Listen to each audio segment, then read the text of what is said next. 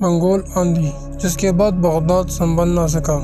سقوط Baghdad. Mongol افواج نے پچھلے 13 دن سے بغداد کو گھیرے میں لے رکھا تھا۔ جب مزاحمت کی تمام امیدیں دم توڑ گئی تو 10 فروری سن 1258 کو فصیل کے دروازے کھل گئے۔ 37ویں عباسی خلیفہ مستعصم باللہ اپنے وزراء اور امراء کے ہمراہ مرکزی دروازے سے برآمد ہوئے اور ہلاکو خان کے سامنے ہتھیار ڈال دیے۔ ہلاکو نے وہی کیا جو اس کے دادا چنگیز خان پچھلے نصف صدی سے کرتے چلے آئے تھے۔ اس نے خلیفہ کے علاوہ تمام اشرافیہ کو وہی تلوار کے گھاٹ اتار دیا۔ منگول دستے ام البلاد بغداد میں داخل ہو گئے۔ اس کے اگلے چند دن تک جو ہوا اس کا کچھ اندازہ مورخ عبداللہ وصاف شیرازی کے الفاظ سے لگایا جا سکتا ہے۔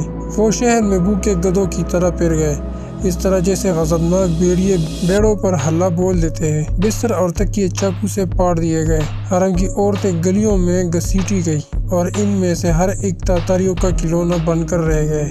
دریا دجلہ کے دونوں کناروں پر آباد بغداد الف لیلہ کے شہزاد کا شہر، خلیفہ ہارون الرشید اور مامون کے قائم کردہ دارالترجمہ کا شہر تھا۔ یہ وہ شہر تھا جہاں مترجموں کو کتابیں تول کر سونا بطور معاوضہ دیا جاتا تھا۔ یہ دلکش مساجد و وسیع کتب خانوں، عالیشان محلات، سرسبز باغات، لبالب بازاروں، علم افروز مدرسوں اور پرتعیش حماموں کا شہر تھا۔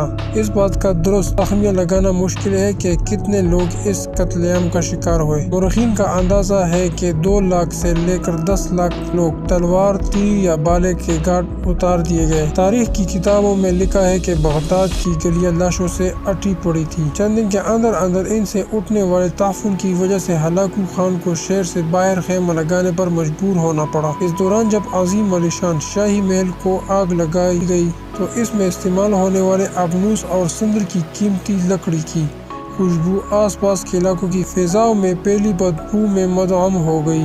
کچھ اس طرح کا ادغام دلجہ میں بھی دیکھنے میں آیا۔ کہا جاتا ہے کہ اس ساتیری دریا کا مٹیلا پانی پہلے چند دن سرخ بہتا رہا اور پھر سیاہ پڑ گیا۔ سرخی کی وجہ سے وہ خون تھا جو گلیوں سے بہہ بہہ کر دریا میں شامل ہوتا رہا، اور سیاہی اس وجہ سے کہ شہر کے کتب خانوں میں محفوظ نادر نسخے دریا میں پھینک دیے گئے اور ان کی سیاہی نے گل گل کر دریا کی سرخی کو مانند کر دیا۔ فارسی کے عظیم شاعر شیخ سعدی خاصا عرصہ بغداد میں رہے تھے اور انہوں نے یہی کے مدرسہ نظام میں تعلیم حاصل کی تھی۔ چنانچہ انہوں نے سقوط بغداد کا یادگار نوحہ لکھا جس کا ایک ایک شعر دل کو دہلا دیتا ہے۔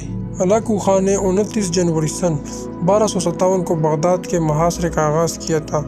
حملے سے پہلے اس نے خلیفہ مستعصم کو لکھا، لوہے کے سوئے کو مکہ مارنے کی کوشش نہ کرو، سورج کی بجھی ہوئی موم بتی سمجھنے کی غلطی نہ کرو، بغداد کی دیواریں فوراً گرا دو، اس کی خندقیں پاٹ دو، حکومت چھوڑ دو اور ہمارے پاس آ جاؤ۔ اگر ہم نے بغداد پر چڑھائی کی تو تمہیں گہری ترین پاتال میں بھی پناہ ملے گی، نہ بلند ترین آسمان میں۔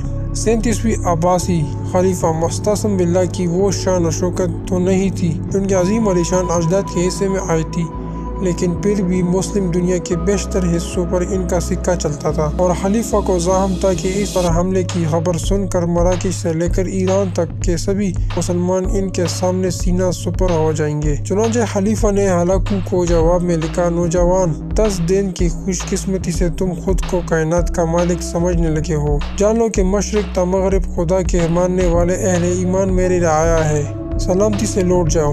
ہلاکو خان کو اپنے منگول سپاہیوں کی صلاحیتوں پر پورا اعتماد تھا۔ وہ پچھلے 4 عشروں کے دوران اپنے آبائی وطن منگولیا سے نکل کر 4000 میل دور تک آ پہنچے تھے اور اس دوران معلوم دنیا کے بڑے حصے کو اپنا مطیع بنا چکے تھے۔ بغداد پر حملے کی تیاریوں کے دوران نہ صرف ہلاکو خان کے بھائی منگو خان نے تازہ دم دستے بھجوائے تھے بلکہ آرمینیا اور جارجیا سے خاصی تعداد میں مسیحی فوجی بھی آ ملے تھے جو مسلمانوں سے صلیبی جنگوں میں یورپ کی شکست کا بدلہ لینے کے لیے بےتاب تھے۔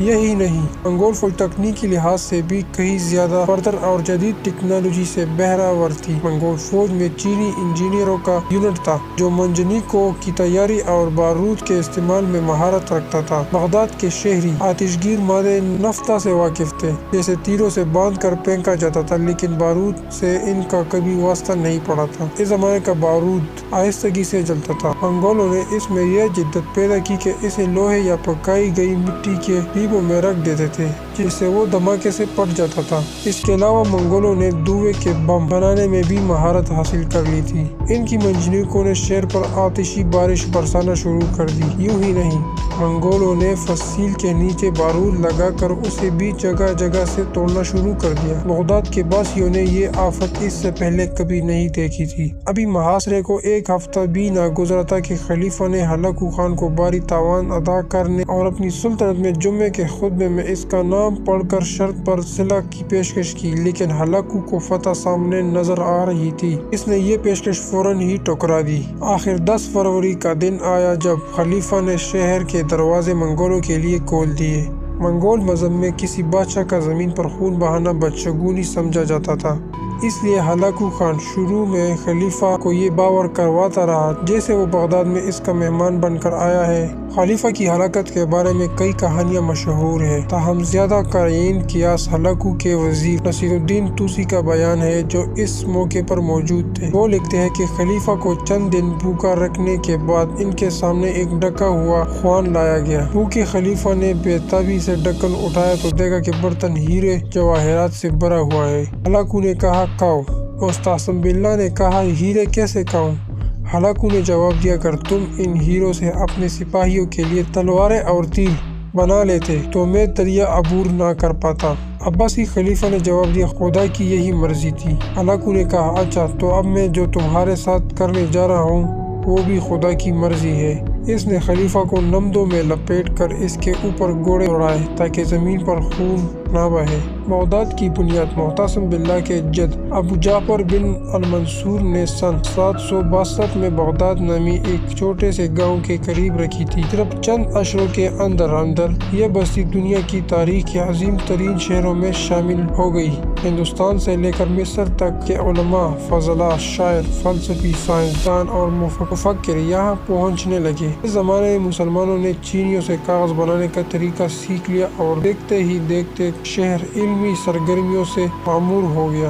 9ویں صدی میں بغداد کا ہر شہری پڑھ لکھ سکتا تھا۔ تاریخدان ٹارٹائس چینڈالر کی تحقیق کے مطابق سن 775 سے لے کر سن 932 تک آبادی کے لحاظ سے بغداد دنیا کا سب سے بڑا شہر تھا۔ اس کے علاوہ اس سے 10 لاکھ کی آبادی تک پہنچنے والا دنیا کا پہلا شہر ہونے کا اعزاز بھی حاصل ہے۔ دارالترجمہ بیت الحکمہ میں یونانی، لاطینی، سنسکرت، سریانی اور دوسری زبانوں سے کتابیں ترجمہ ہونے لگے۔ یہی کتابیں صدیوں بعد یورپ پہنچی اور انہیں یورپ کی نشاء الثانیہ میں اہم کردار ادا کیا۔ الجبرا، الگورتھم، الکیمی، سینت الکوہل وغیرہ جیسے درجنوں الفاظ بغداد کے اسی سنہرے دور کے دین ہیں۔ بغداد میں بسنے والے چند مشہور ہستیوں کے نام بھی دیکھ لیجیے: جابر بن حیان جدید کیمسٹری کا بانی، الخوارزمی الجبرا کا بانی، الکندی اور الرازی مشہور فلسفی، الغزالی مشہور مفکر، ابو نواس عظیم عربی شاعر، شیخ سعدی عظیم فارسی شاعر،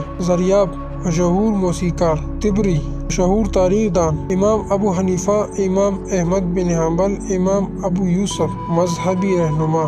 آج سے ٹھیک 760 برس قبل بغداد پر چلنے والی اس ناگہانی منگول آندھی نے میسوپوٹیمیا کے ہزاروں سالہ تہذیب کی قدم ایسے اکھاڑ دیے کہ وہ آج تک سنبھل نہ پائی۔ یوں ہی نہیں بلکہ اس کے بعد بغداد آج تک کوئی مسلم شہر بغداد کی شان و شوکت عشیر تک بھی نہ پہنچ سکا۔ ان بعض ماہرین نے لکھا کہ مغربی تہذیب صرف اس وجہ سے پھول پل سکی کہ منگولوں نے اس وقت کی برتر مسلم تہذیب کو تباہ کر کے مغرب کے لیے راستہ ہموار کر دیا تھا۔